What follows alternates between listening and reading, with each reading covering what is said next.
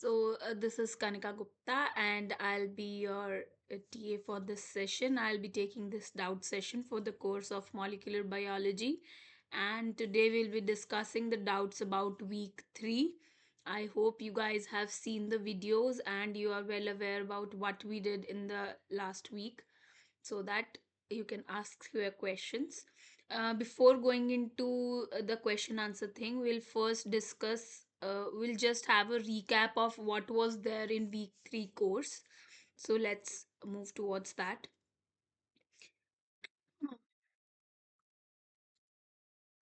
Someone is there to join. Yes. So yes, in this week, we studied about the nucleic acids, basically the DNA, the RNA, and proteins, amino acids. All of these things we discussed about.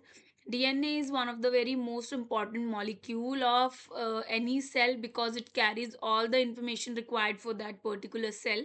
So, DNA is one of the very most important biomolecule inside a cell. Although all the biomolecules are important because every biomolecule is assigned with some particular function which is important for the cell, but DNA is the one which carries all the information, so that makes it one of the most important biomolecule. Okay, so DNA means deoxyribose nucleic acid. Okay, but before going into that detail, what is nucleic acid, let's see that. So most of the organisms, as I told you, either it is a prokaryote or a eukaryote, has a DNA as the genetic material. Okay. RNA is also a nucleic acid, but that is ribose nucleic acid. We'll discuss what RNA is and what is its function further. But regarding this DNA thing, so DNA is the genetic material where a minor fraction while the minor fraction of organisms has RNA as genetic material. So most of the cells carry DNA as genetic material, but some of the viruses or some organisms of diversity carries RNA as genetic material. For example, COVID, that is the recent example that we all know about. So COVID is also SARS coronavirus 2 was also a RNA genetic material carrying organism. Okay.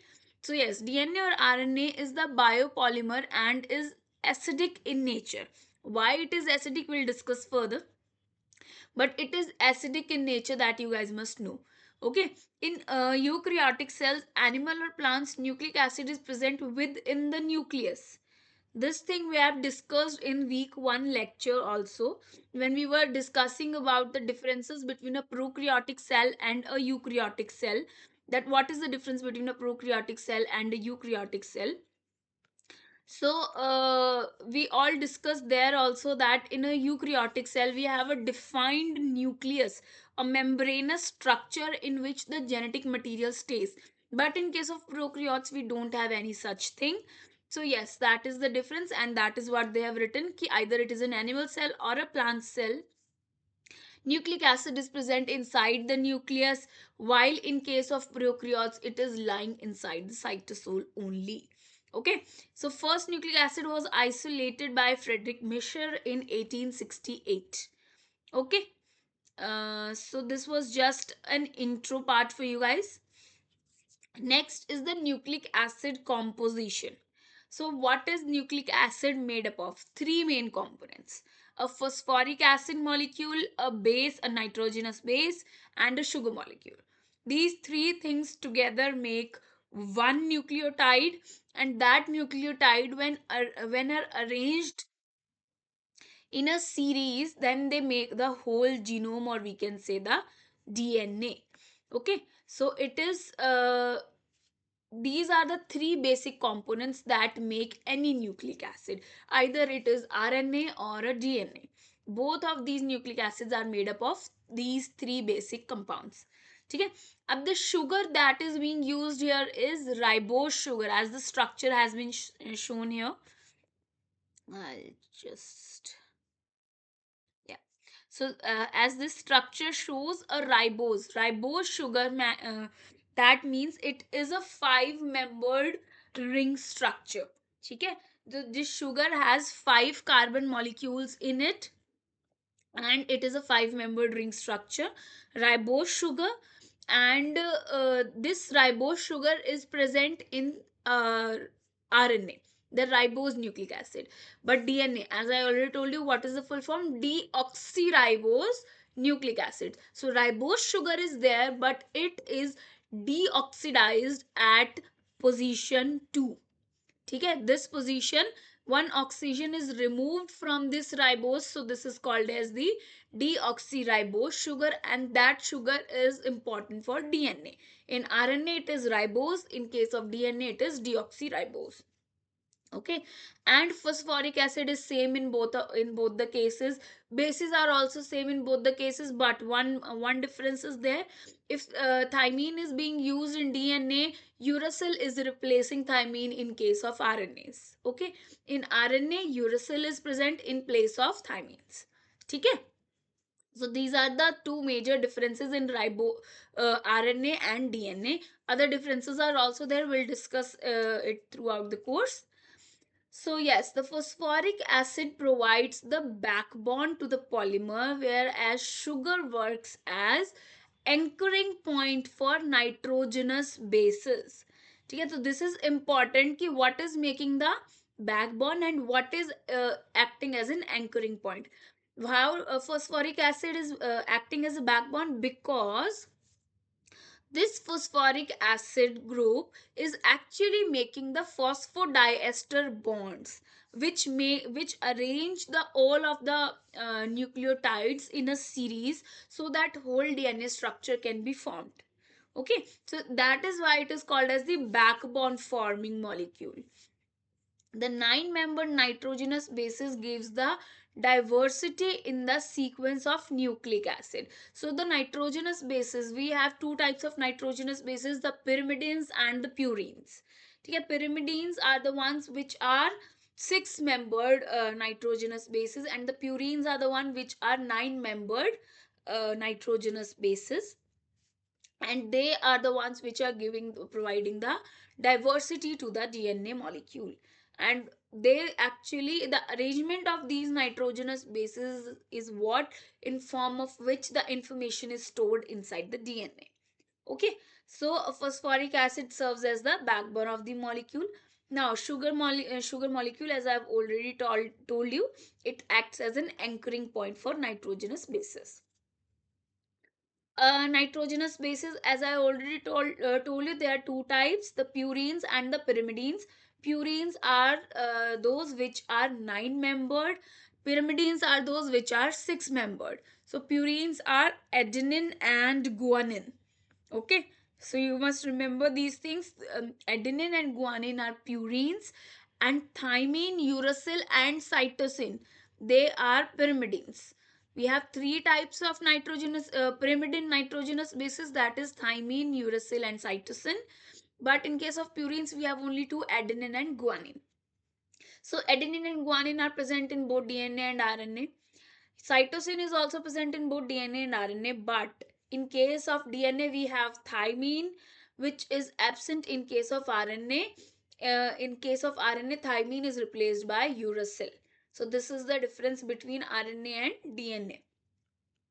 So the presence of nitrogenous bases in DNA or RNA is predetermined. That is why they can store the information. So it is predetermined.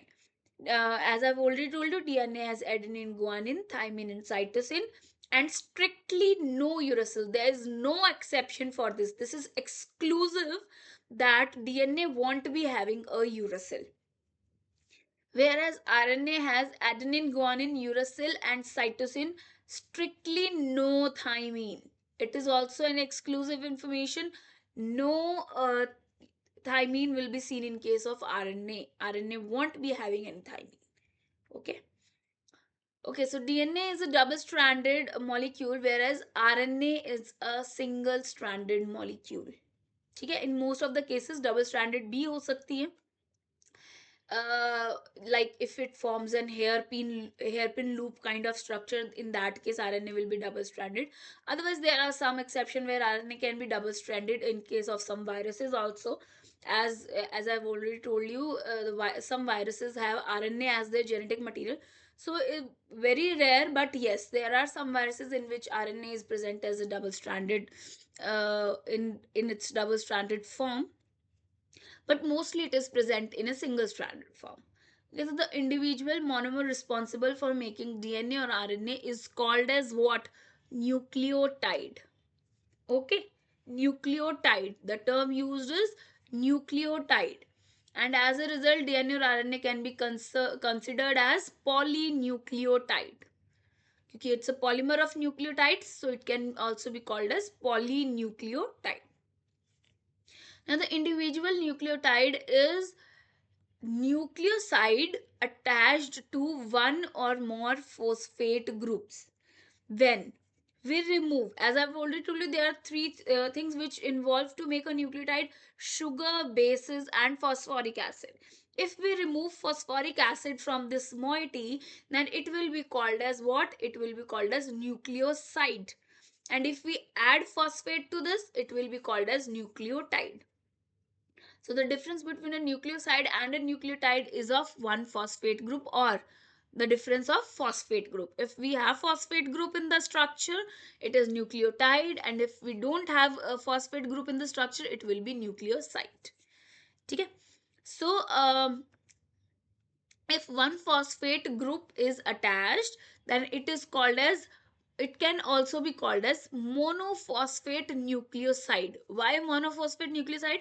Because we have added this monophosphate thing, then we can address the sugar and base moiety together as nucleoside. So that is why we can also call it as monophosphate nucleoside. And if two phosphate groups are attached, diphosphate nucleoside. And if three phosphate groups are attached, triphosphate nucleoside. Because we have addressed the phosphates separately, we can call sugar plus base moiety as nucleoside. Okay.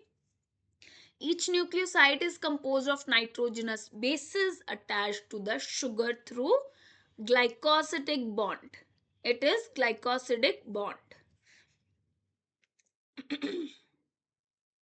Okay, the nucleotide has a free hydroxyl group at its 3' position, because in case of deoxyribose also, the oxygen which was removed was from 2' position, not from 3' position. So the OH group of 3' position is still available, and a phosphate group at 5' of the sugar moiety. Phosphate is also attached to sugar moiety, and the first nucleotide has a free phosphate, and the 3' hydroxyl group makes bonds with the phosphate group at the 5 dash of the next. Basically what happens is, as sir has already drawn here, if it is in the direction of 5 dash to 3 dash, so the 5 dash phosphate group will be free, because nothing is above that phosphate group for the starting one, I'm telling you. And the 3' hydroxyl of this will be attached to the phosphate of the next nucleotide's phosphate group. Okay, so that is how it is forming the phosphodiester bonds, and that is how it is acting as a backbone of the molecule. So yes, it will be forming a what? Phosphodiester bonds, and the 5' phosphate of this first nucleotide will be free, and same goes with the OH group of the last nucleotide, because obviously that will be the last nucleotide, there won't be anything that is getting attached to that last nucleotide. So the 3' OH of that nucleotide and 5' OH, phosphate of the first nucleotide will be free. Okay.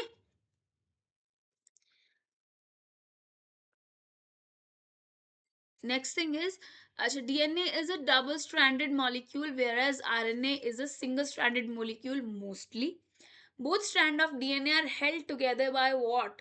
Hydrogen bonding. So we have three types of bonding in case of DNA: hydrogen bonding between the two strands, glycosidic bond between the nitrogenous base and the sugar moiety, and a phosphoester bond या diester bond कह लो because it is forming two ester bonds.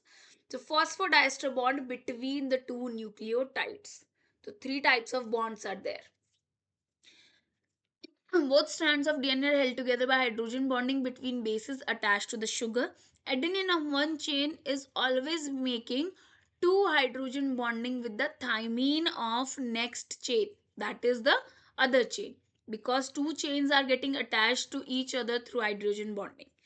Similarly, guanine of one chain is making three hydrogen bonding with the cytosine of the next chain. So this is how the arrangement or base pairing we can say happens in case of DNA. Why such base pairing? So adenine or guanine is purine and has a 9-membered ring, whereas thymine and cytosine are pyrimidines and a 6-membered ring. So obviously, if we will, it will bond two 9-membered rings together. The structure will be very wide, and if it is bonding two 6-membered rings together, the structure will be very narrow. So it won't make a consistent DNA molecule. It will be a very distorted structure. So the arrangement is in a way that a 9-membered ring will always pair with a 6-membered ring. That is how the hydrogen bonding will occur and a stable DNA structure will be formed. So, whereas thymine or cytosine is pyrimidine of 6-membered. So, presence of both purines, bulky side chains, or pyrimidine, small side chains, make it difficult to accommodate or too short to form hydrogen bonding within the DNA strands. As I have already told you, a very distorted structure will be formed. In addition, purines and pyrimidines has a perfect match of hydrogen acceptors and donor sites. Acceptors and donor sites on pyrimidines and purines are paired very nicely, so it also helps to make a stronger hydrogen bonds. Okay, so as a strict requirement of base pairing, two chains are complementary to each other. What does a complementarity mean? So it means if I'll provide you the sequence of nucleotide on one strand, it will lead you to predict very precisely the sequence of nucleotide on the other strand, because we know adenine will bind to thymine only and guanine will bind to cytosine only. Same goes the other way. Cytosine will bind to guanine only and thymine will bind to adenine only. So if we have a sequence of one strand of DNA, we'll be able to figure out the sequence on the other strand of the DNA very precisely. And every appearance of A will give T and G will give C on the second strand. Individual strands of DNA runs in the direction of 5 prime to 3 prime and the other strand runs in the direction opposite because it is complementary. So it will be 3 prime to 5 prime.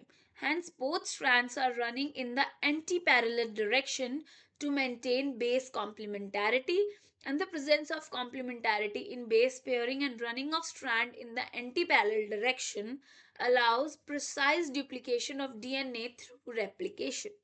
This you will understand when we are studying the replication part. So you will get this thing very clearly ki why complementarity and why these are in anti-parallel strands.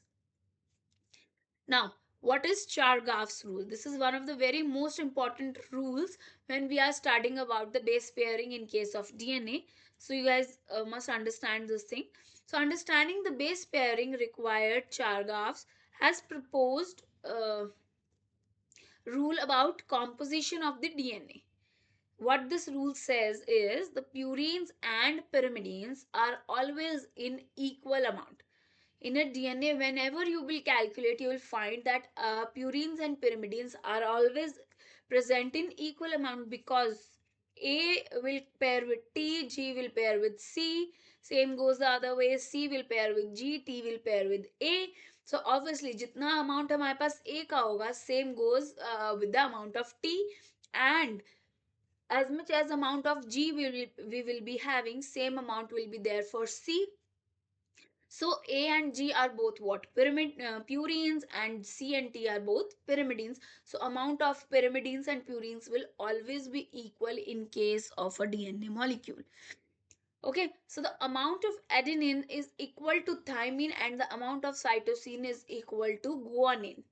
because of the base pairing and the complementarity. The base ratio A plus T is equals to G plus C may vary, because it is not always the case that as much as amount of AT is present, that much amount of GC will be present. It is not sure, but yes, it is sure that as much as amount of A and G will be present is equal to the amount of T and C. Okay, so yes, the base ratio AT by GC may vary from one species to another, but it will remain constant for a given species. Har ek species mein it will be constant, that it will vary between the species. He proposed that these ratios can be used to identify the species and classify them. The deoxyribose and sugar and phosphate components occur in equal proportion. They will be equal because every nucleotide will having the deoxyribose sugar and the phosphate group. Okay, so if DNA is double stranded, how it can denature to access the information in the form of the nucleotide sequence. So DNA double helix can be broken open if it is exposed to high temperatures or titrate with acid or an alkali. ठीक है, alkaline solution अगर आप डाल रहे हो या कोई acid डाल रहे हो, या फिर if you are providing it with a very high temperature, it can break open the DNA double helix molecule. It can break that hydrogen bonding. During this process, the hydrogen bonding between the two strands breaks, and this process is known as melting or denaturation, which you will be doing when we will be studying about the PCR thing. That the melting of the two strands of DNA so that it can be accessible for amplification. When the denatured DNA is incubated at low temperature, the separated strands reassociate to form a duplex DNA, and this process is known as renaturation. And the denaturation and renaturation kinetics is used to understand the complexity of the DNA, and it has a wide application in amplifying the strands using PCR, as I've already told you. तो PCR के time पे it is very important, because as much as high will be the GC content, more will be the heat amount you will be needing to denature the two strands. Why? Because G and C make the three hydrogen bonds, while A and T makes two hydrogen bonds. Okay, the purity of DNA. How will you define the purity of DNA? So DNA and RNA absorbs at 260 nanometers of the wavelength. Okay, and proteins absorb at 280 nanometers. So 260 by 280 ratio will tell us ki how much pure the DNA or the RNA is. If the ratio is 1.8, that means the DNA is pure. And if the ratio is less than 1.8, that means the contamination of protein is there. And if the ratio is more than 2, that means the contamination of RNA is there. So these are the three things you must remember. Now after this, if we want to sequence our DNA, then how can we do that? So there are two methods. Nowadays, there are many methods that have been devised, but these were the very two initial methods that are being used till now also. The Sanger sequencing method and the Maxim Gilbert method. So the Sanger sequencing method use the dideoxyribose sugars so that it can be used for uh, to break the chain open, and then this can be arranged in a way that we get the whole sequence. In case of Maxim Gilbert, they use different kind of chemical cleavages methods to understand this chain breaking and the then arrangement of them according to their size, and then devising the uh, whole sequence, because it will form the overlapping chains. Okay, so this was what we are not going into the details of the Sanger method or Maxim Gilbert, because this was the crux that I've told you, dideoxy chain termination और Sanger method जिसको हम कहते हैं. And same for the Maxim Gilbert. I'm not going into details because they are used different kind of chemicals to modify the different bases so that we can get some chain break kind of thing, and finally that can be arranged to get a whole sequence. Okay, now we'll come to the mRNA part, or we can say the RNA part. So, as I've already told you, RNA is mostly the single stranded molecule. There are many different kinds of RNAs. There can be tRNA, there can be rRNA, there can be mRNA. There are many kinds of mRNAs also, depending upon what kind of information they are bringing, what for which protein they are bringing the information.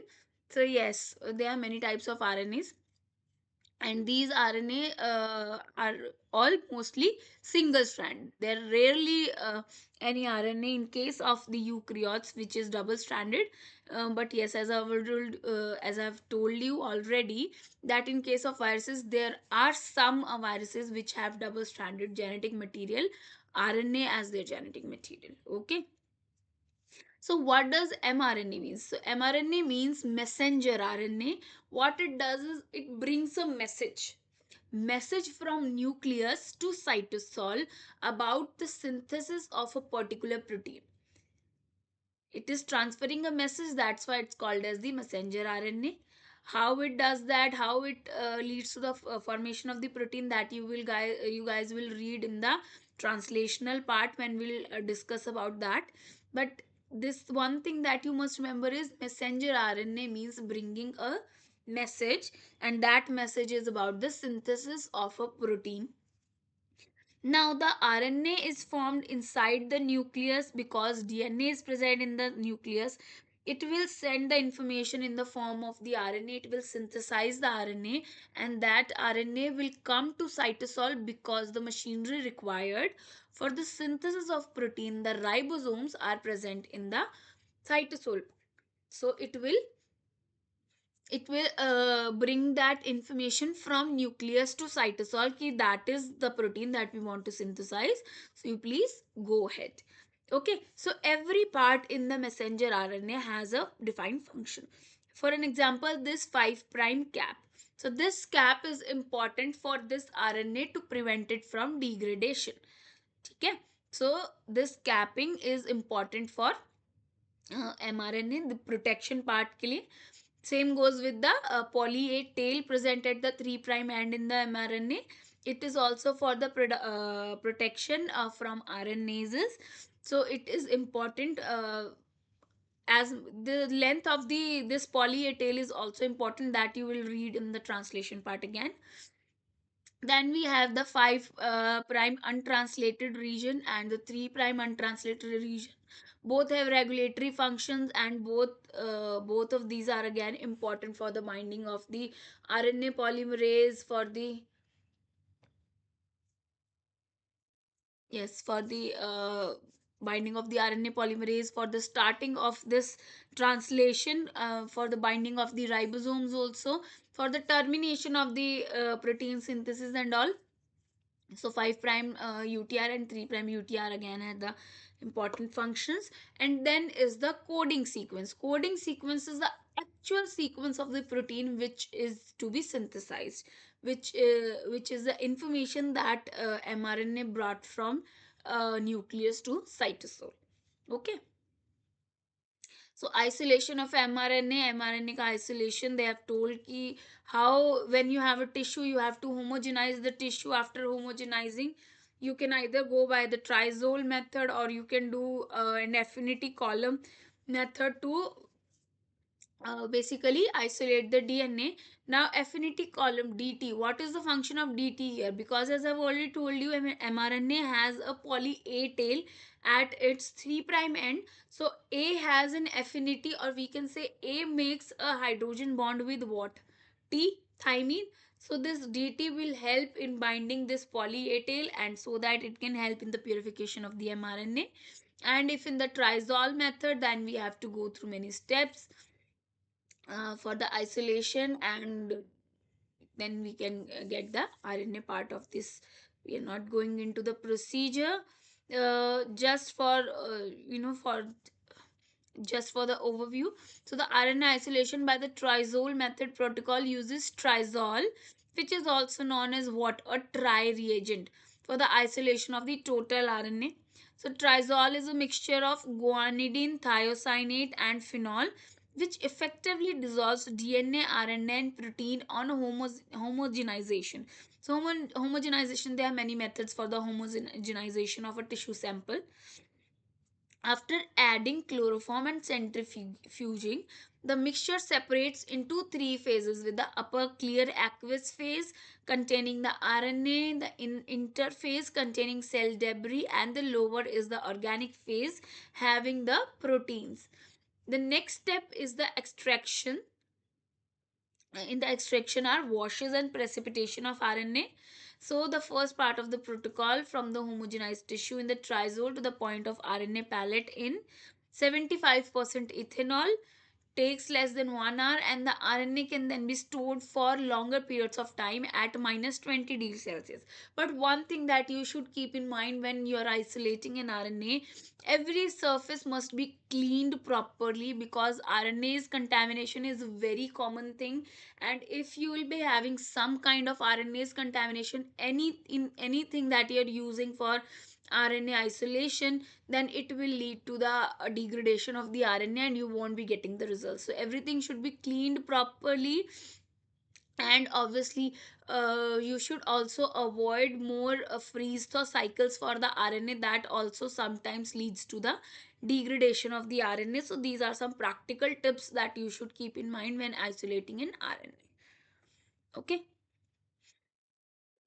So this is just the continuation of the procedure. Now we'll come to the protein part.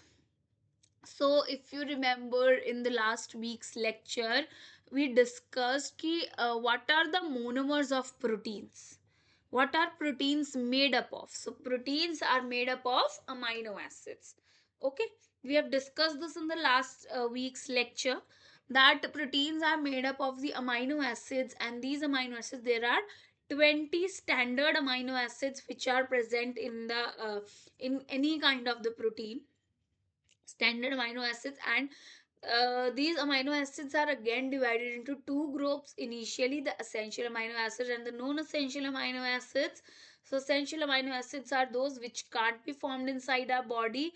Non-essential are the ones which can be formed inside our body. The essential ones, we need to take them in the dietary parts. We have to take them from outside, but the essential non-essential one can be formed inside the body.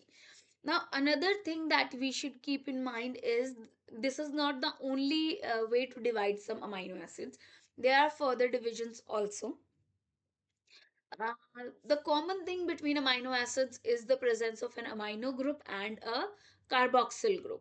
Okay, so an alpha carbon is there, which is attached to amino group on one side, and the carboxyl group on another side, hydrogen on the third side, and the fourth bond is with the side chain. That side chain can be again and another hydrogen, which happens in case of glycine, or it can be any other alkyl group or side chain, which happens for the other amino acids.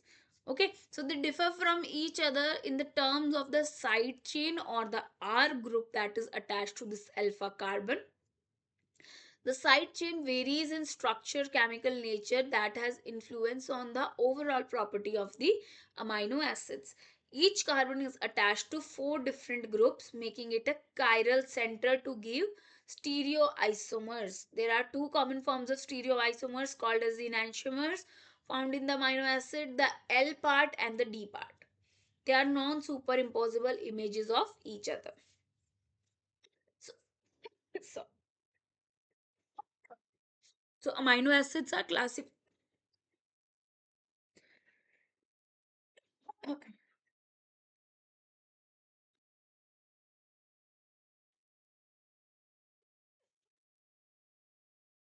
So amino acids are classified by R groups. Whichever R group is attached to it, depending upon that, they are further classified. Either they are polar, either they are non-polar, they are ionic, they are non-ionic, and so and so. So the first amino acid that was discovered was asparagine in 1806. The name of the amino acid was trivial or classical, or in few cases derived from the food sources from which they were isolated. For example, asparagine was isolated from what? Asparagus. And glutamate was from wheat gluten. Tyrosine from cheese, and glycine has derived its name due to its sweet taste. Okay, so the names are not always scientific; they are very trivial names. The classification depending upon the R groups is, as I've already told you, non-polar, aromatic, polar, negatively charged, positively charged. So depending upon what kind of an R group they have, they are divided into that. Aromatics में we have phenylalanine, tyrosine and tryptophan. Non-polar में we have alanine, valine, leucine, isoleucine, glycine, methionine and proline. Negatively charged aspartate and glutamate, positively charged arginine and lysine. Polars में we have asparagines, glutamines, threonine, cysteines and serine. Okay, so this is the classification of amino acids. So the proteins are, as I've already told you, the polymers of amino acids, and they are joined by a covalent bond known as what? Peptide bond. Peptide bond forms between what? An amino group and the carboxyl group. These are the two groups between which um, um, this covalent bond forms, and this is called as the peptide bond. This bond forms by the release of a water molecule. So it is a dehydration, synthesis or condensation reaction. The peptide bond has partial double bond character due to the resonance part, which happens between the CN bond and the uh, uh, which happens, sorry, due to the resonance and the CN bond, which is not free to rotate. But the bond between N and C alpha and C and C alpha can be able to rotate through dihedral angles designated as phi and psi, and both of these angles are important when we are studying about the Ramachandran plot. Ramachandran plot is important to tell you about this the secondary structure about of the proteins. So Ramachandran plot is one of the very important discoveries regarding the proteins. Now the protein structure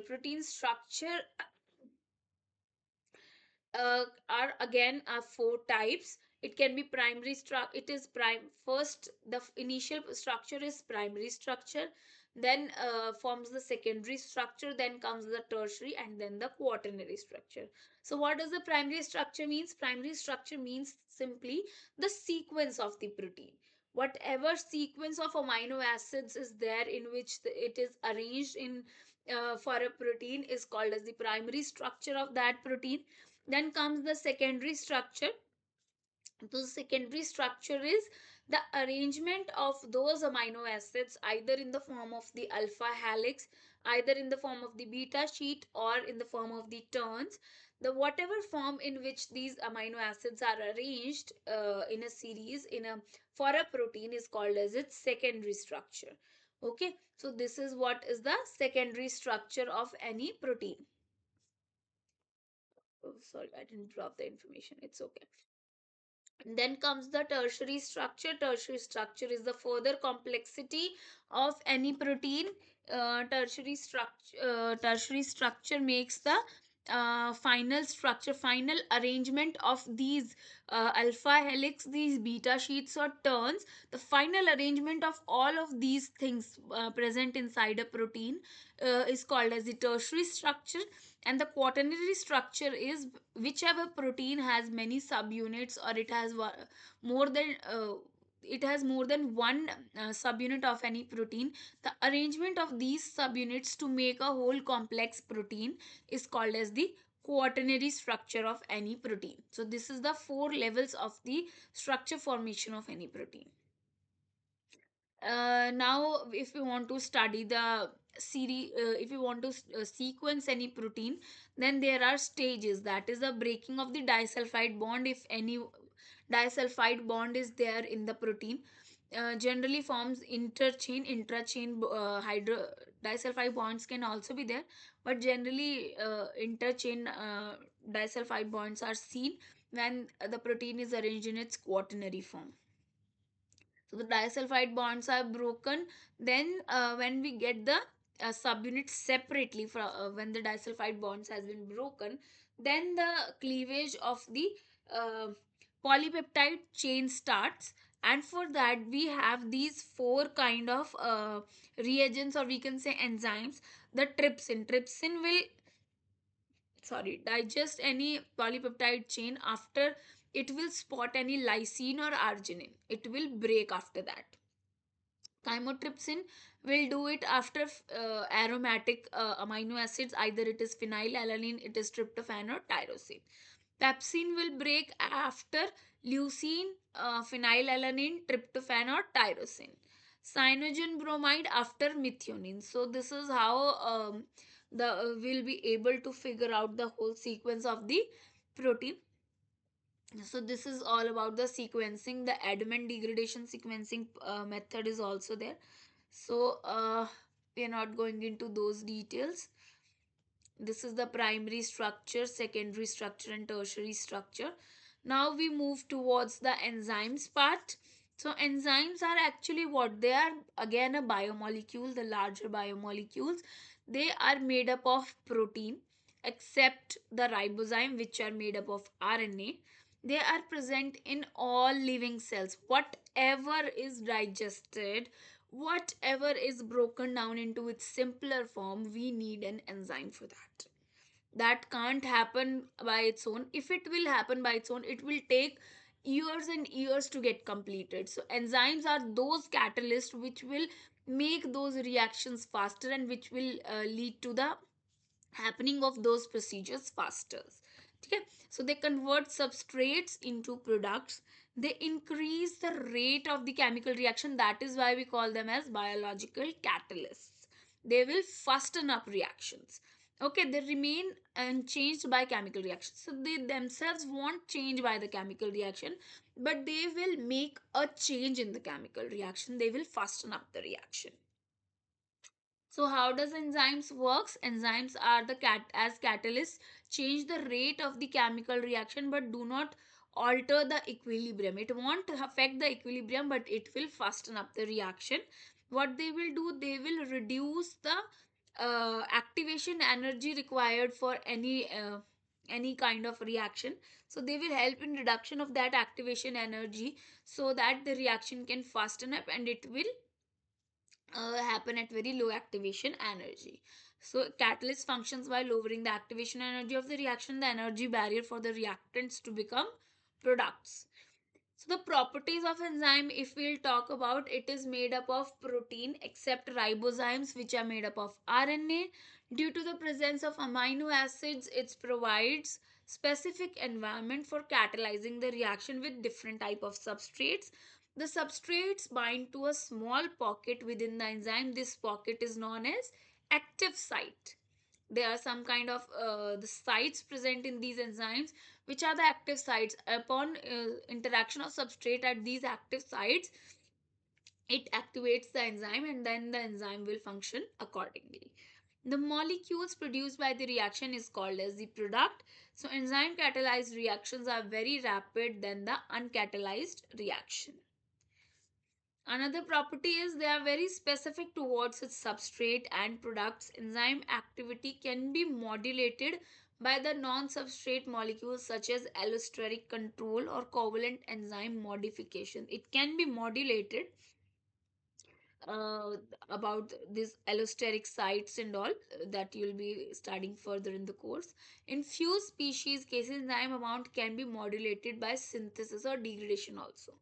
That can also lead to the limiting of some reactions. So enzyme can be modulated or can be controlled at different aspects. The properties of enzyme is the what kind of things lead to the recognition of a substrate by an enzyme. It can be a geometric complementarity, electronic complementarity, or stereospecificity. Anything can lead to the identification of that particular substrate for an enzyme, and it will lead to the activation or deactivation of the enzyme. Okay, and another thing is some enzymes need some cofactors like some ions, or coenzymes, some molecules for them to function properly. So, for example, cytochrome oxidase needs cupric ions. Catalase, yeah, peroxidases needs ferric or ferrous ions. Pyruvate kinase कहाँ पढ़ा था हमने? Glycolysis में, last step. So yes, pyruvate kinase requires potassium ion, hexokinase or glucose 6 phosphate. This is also we have read in glycolysis first and second step. So the ions required is magnesium ions, arginase or ribonucleotide reductase. इसके लिए we need manganese. Urease we require nickel ion, glutathione peroxidase we need selenium, and for carbonic anhydrase we require zinc ion. Okay, and same goes for the coenzyme part. The biocytin requires, sorry, the biocytin helps in the transference of CO2. Coenzyme A is required for acyl group. We've read about coenzyme A in the when we were reading about this fatty acids breakdown, and the coenzyme B12, NAD, and all of these enzymes have some different kind of functions, but yes, these are some of the very important parts required by many enzymes. Next is the enzymes in molecular biology. These are just the categories. These are not the name of the enzyme, but these are the categories. For example, restriction enzymes. These are required to cut down DNA at specific sites. Polymerases are required for the PCR amplification. Alkaline phosphates required for the removal of terminal phosphate groups so that no self ligation occurs in case of the blunt cut DNA or plasmids. DNA ligase are there to join two DNA strands together.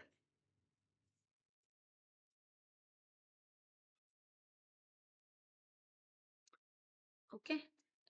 So this is just the category of the enzymes. Okay. Restriction methylase system. So what is this system?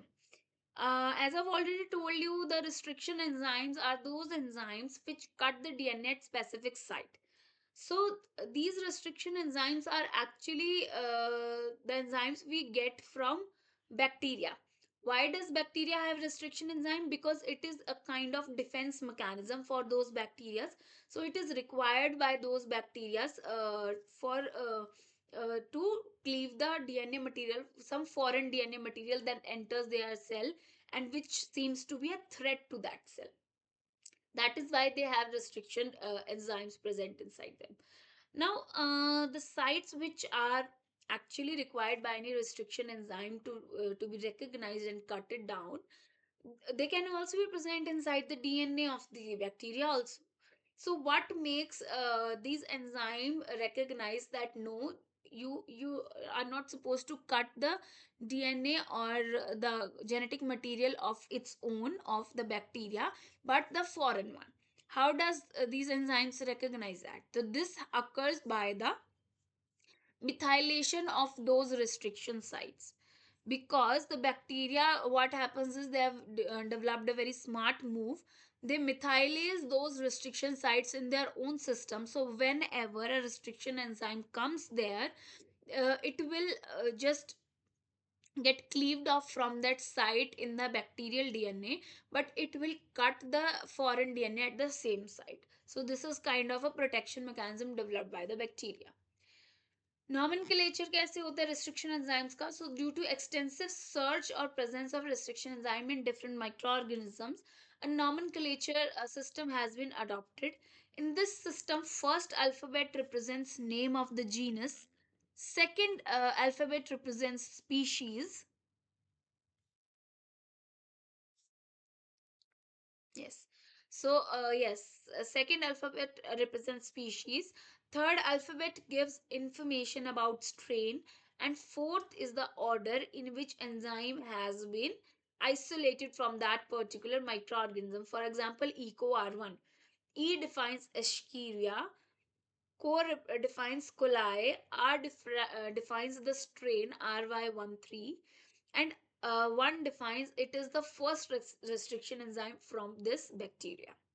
Okay, so this is how the nomenclature has been done.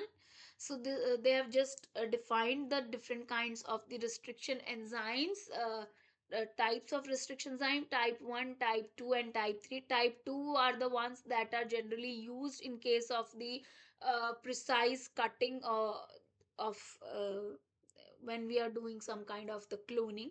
So type 2 restriction enzymes are generally used. They have a palindromic recognition sequence, uh, which is recognized by these enzymes, and they make a cut there. They can either make blunt cut, they can either make sticky cuts. Okay.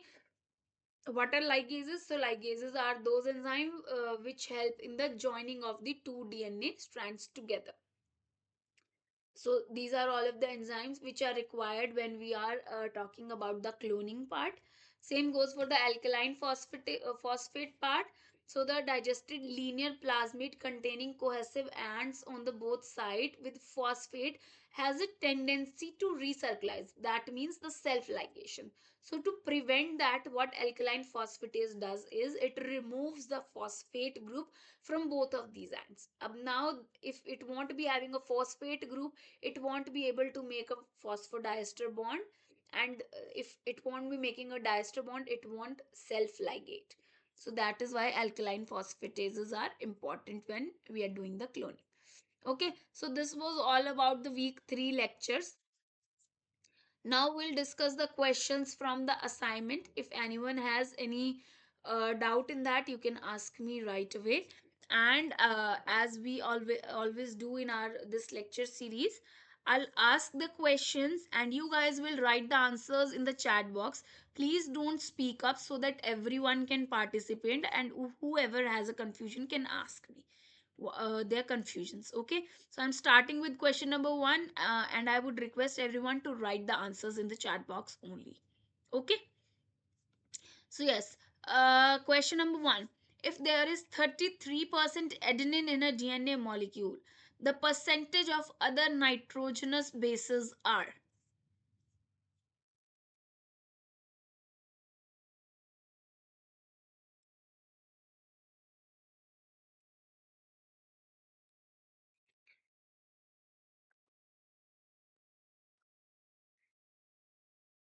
Okay, just a moment, guys. Anyone who hasn't got the question or who hasn't found the answers can ask me.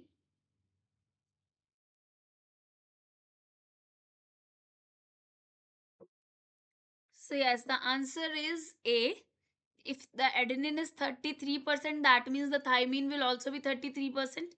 Okay, and if the thymine is 33%, how much is left? How much is left?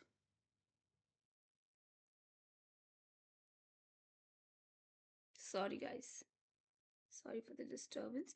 So how much is left? It is 100 minus 66 करें सब 34%. So 34% is left, so it will be 17% for other two nitrogenous bases. Okay, so yes, that is how it came out to be the answer number A. Yes, so next question is, following is primarily responsible for the production and generation of different types of bones. Which protein is that?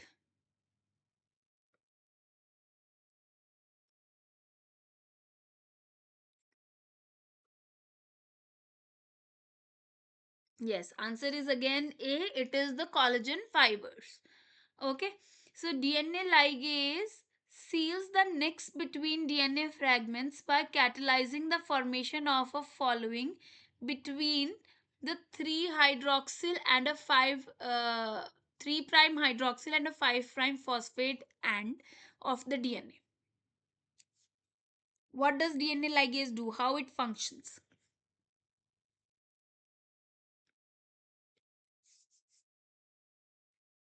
Hydrogen bond. Rupa Koel, will it be a hydrogen bond?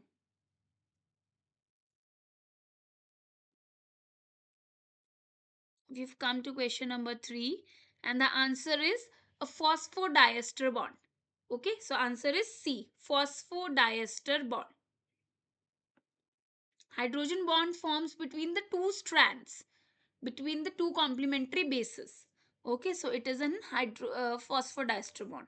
Peptide bond we have already know, we have studied just a few minutes back. It forms between two amino acids to make a protein chain. Ionic bond is different, so it is phosphodiester bond. Okay, following between the target and the template enzyme is the basis of homology modeling in protein structure predictions.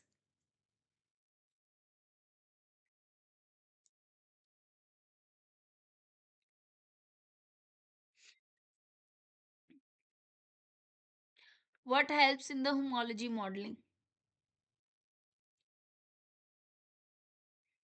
Yes, it is the sequence similarity. Sequence similarity is the one which helps in the homology modeling. Okay, question number 5. Following is used to determine the secondary and tertiary structure of a protein. Which technique is used to determine the tertiary and the secondary and the tertiary structure of a protein?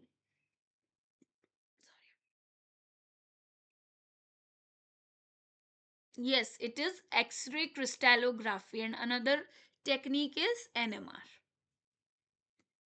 Okay, so question number 6. In Edmond degradation sequencing method, following reacts specifically with the N-terminal amino group of a peptide to form a cyclic phenyl thiocarbamoyl derivative. What is that?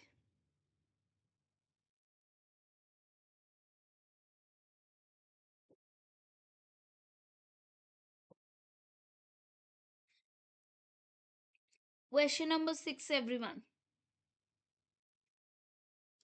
Yes, it is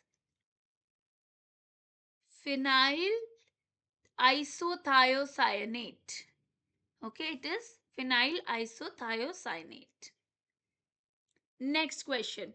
A peptide bond is formed between the carboxyl group of the first amino acid and the amino group of the second amino acid with the release of what? Peptide bond forms. What is the thing that it releases?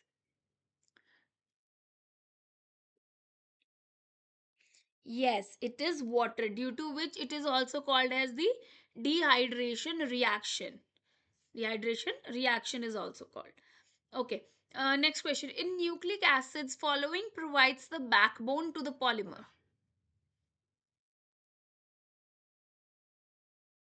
What provides the backbone to the polymer?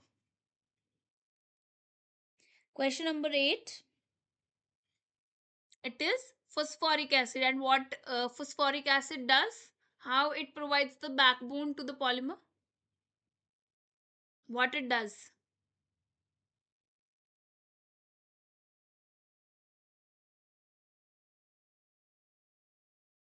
Which bond does it makes that acts as a backbone to the polymer?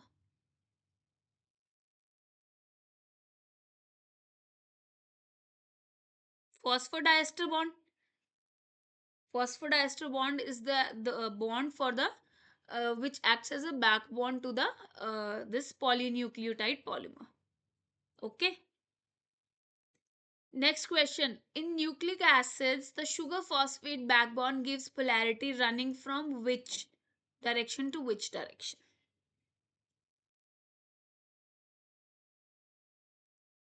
So question number 9.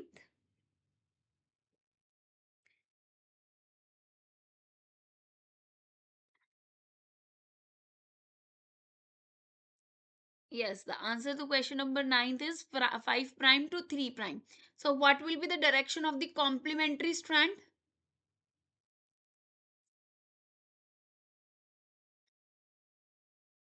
What will be the direction of the complementary strand? Yes, it will be 3 prime to 5 prime. Exactly.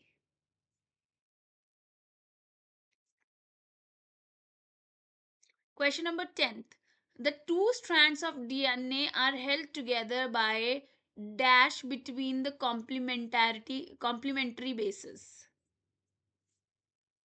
What kind of a bond forms between complementary bases that helps the two strands together? Question number 10. Answer is yes, it is hydrogen bonding. So, how many bonds formed between A and T? How many bonds form between A and T in the hydrogen bonding? Two. Yes, it is two. And between G and C? It is three. Yes, it is three hydrogen bonds which forms between G and C. Sorry. Yes.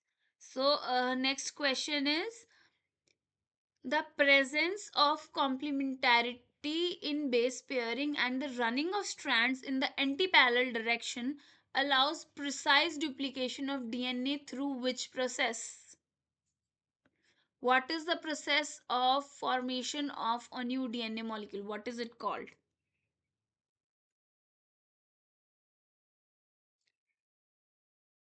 Yes, it is called as replication. Formation of new DNA molecule from the older one is called as the replication. Formation of RNA from DNA is called as the transcription. And formation of protein from RNA is called as the translation.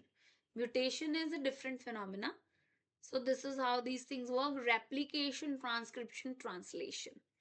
Okay. Next question. The denaturation or renaturation kinetics is used to understand the following of the DNA.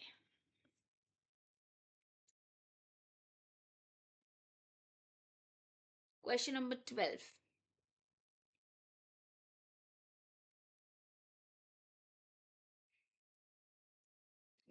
Yes, it tells us about the complexity of the DNA. Next question. In the diphenylamine reaction for DNA estimation, only the deoxyribose of the following nucleotides reacts.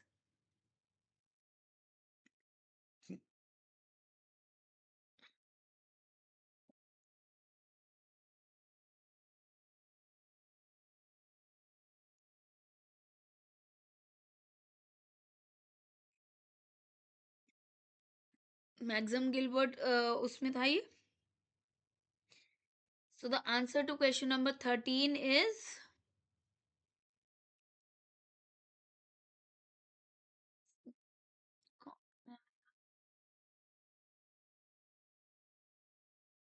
answer to question number 13 is yes, it is purines. It is purines. Okay. Next question. A 260 by 280 nanometer ratio greater than 2 typically suggests what in a DNA sample? What does it suggest?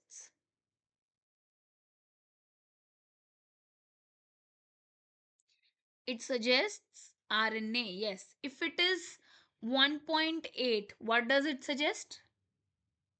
If the ratio is 1.8,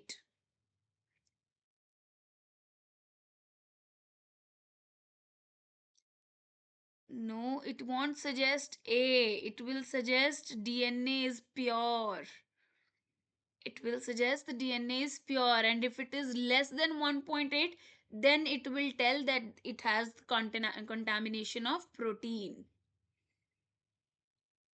Okay, then it will suggest the contamination of protein. Okay, next question.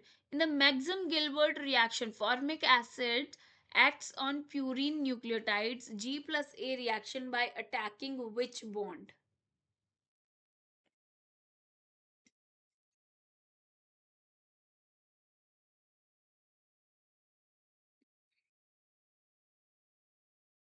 Yes, it attacks glycosidic bond. It attacks the glycosidic bond.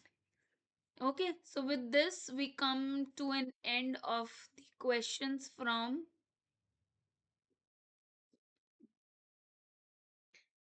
your assignment.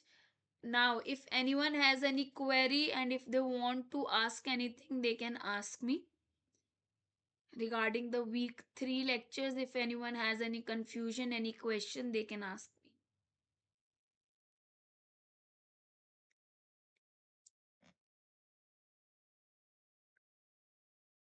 Yes, you can tell me your questions and I'll be happy to answer. Anyone has any query, any questions?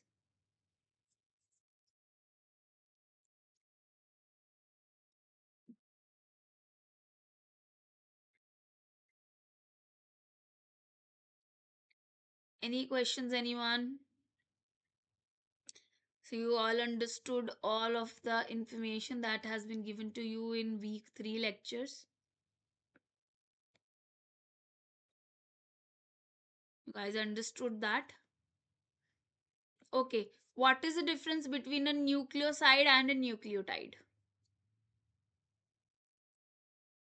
Tell me.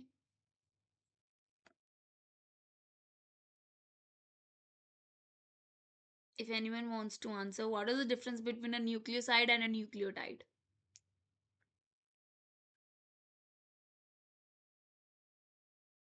No one wants to answer.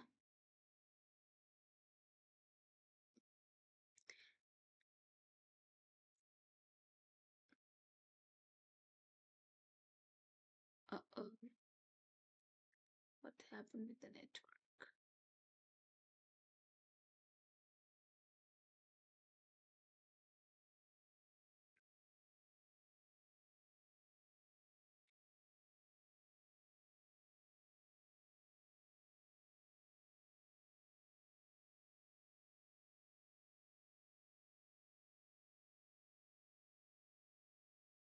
Sorry guys for the interruption. Yes, we were at I was asking you guys a question. What is the difference between a nucleoside and a nucleotide?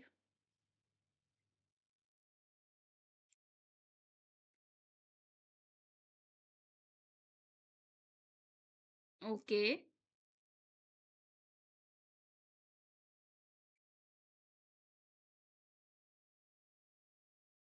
Yes, very good.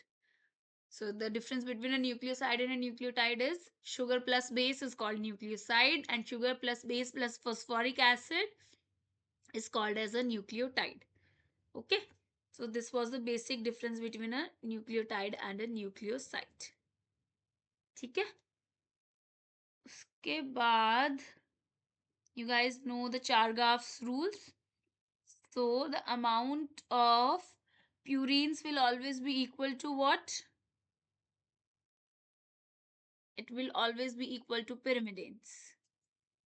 ठीक है? So the amount will always be equal to pyrimidines.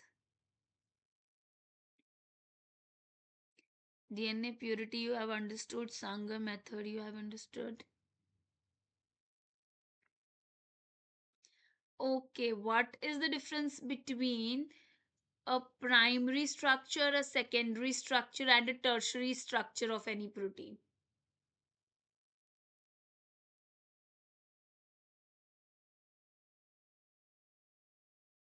What is the difference between a primary structure, a secondary structure, and a tertiary structure of any protein?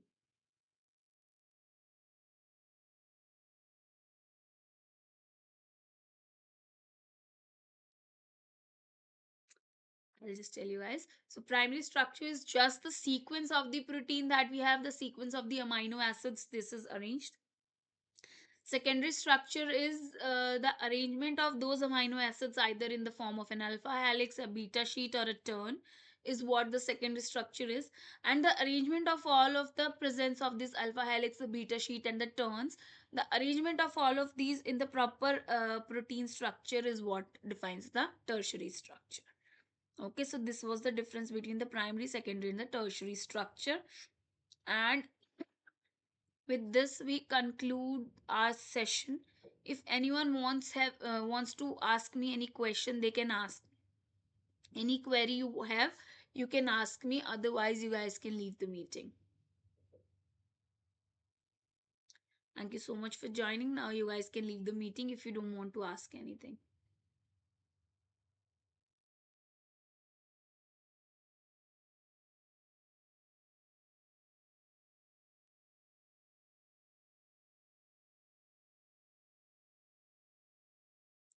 You're welcome, Siddharth.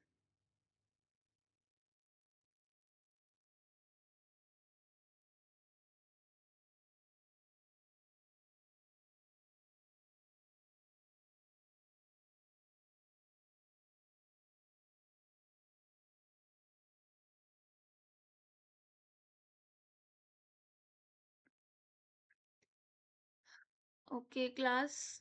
Bye. We'll meet next week.